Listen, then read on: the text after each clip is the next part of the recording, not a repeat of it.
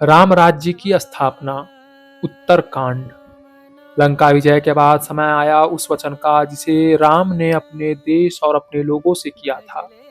14 वर्ष का वनवास पूरा हो चुका था और अयोध्या राम, सीता और लक्ष्मण के स्वागत के लिए दीपों की रोशनी में जगमगा उठी।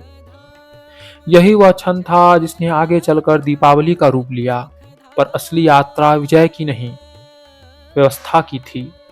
एक ऐसे शासन की स्थापना जहां प्रजा ही परिवार हो और राजा केवल शासक नहीं सेवक बने।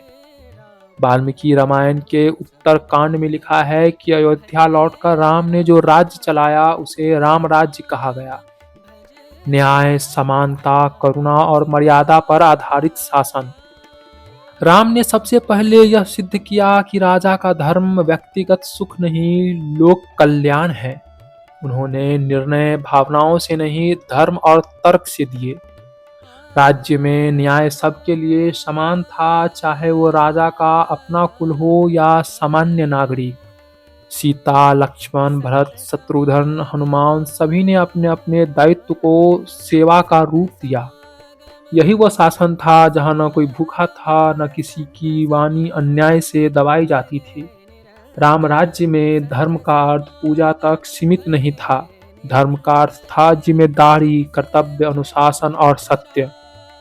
यदि इसे वैज्ञानिक और समाज शास्त्रीय दृष्टिकोण से देखा जाए तो राम राज्य आधुनिक गुड गवर्नेंस का सबसे पुराना मॉडल था।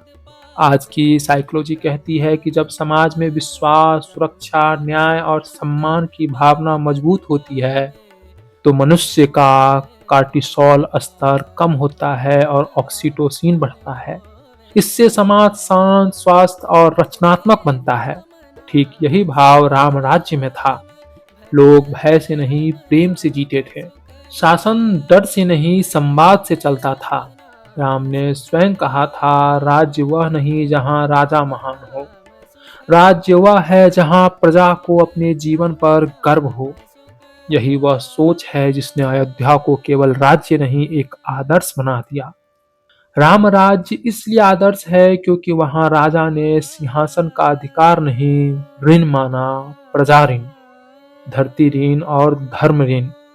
इस प्रसंग से हमें यह गहरी जीवन सीख मिलती है कि जीवन में राम राज्य बाहर से नहीं बनता, वह हमारे भीतर पैदा होती है। जब हमारा मन अनुशासन से, वाणी सत्य से और व्यवहार करुणा से भरा हो, तब हमारा अपना घर, परिवार और परिवेश भी राम राज्य जैसा बन जाता है। शासन हो या जीवन, असली शक्ति आदेश में नहीं, आदर्श में है।